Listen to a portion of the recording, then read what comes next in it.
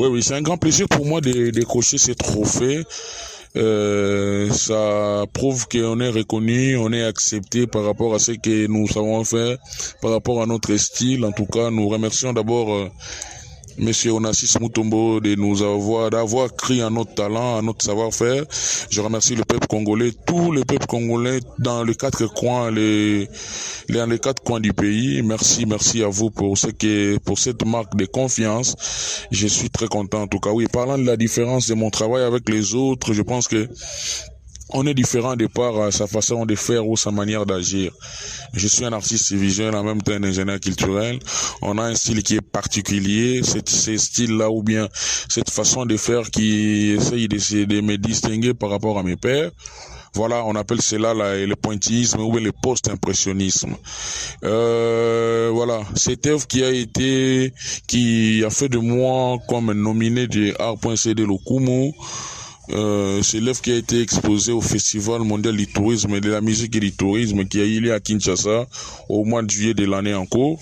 C'est cette œuvre-là qui a éclairé au fait l'opinion congolaise, qui a éclairé les publics, afin que je sois reconnu et nominé. Je suis très content et je remercie encore les gens qui ont voté pour moi.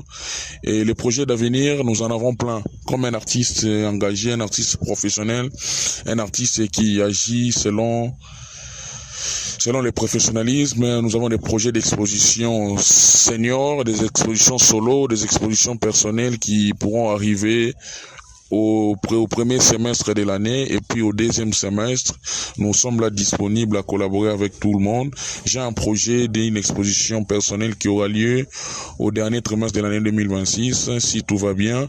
Et puis il y a des projets, des expositions collectives qui ne manqueront pas, des projets de formation des jeunes gens à l'initiation et à la création des œuvres d'art. Voilà un peu ce que nous pouvons dire par rapport à cette période qui marque les festivités de fin d'année.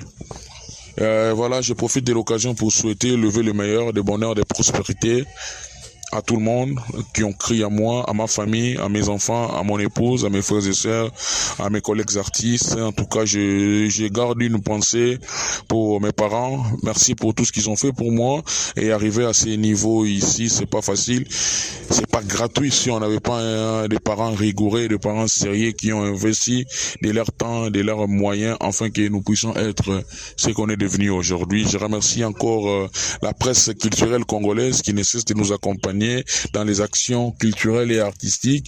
Je remercie ma famille dans laquelle j'ai évolué comme secrétaire général RD Congo Terre d'Artistes, qui est une structure ou une plateforme d'action culturelle et artistique ici au pays et partout dans le monde. En tout cas, que 2026 soit agréable pour tout le monde, loin de nous tout ce qui est négatif, tout ce qui est néfaste.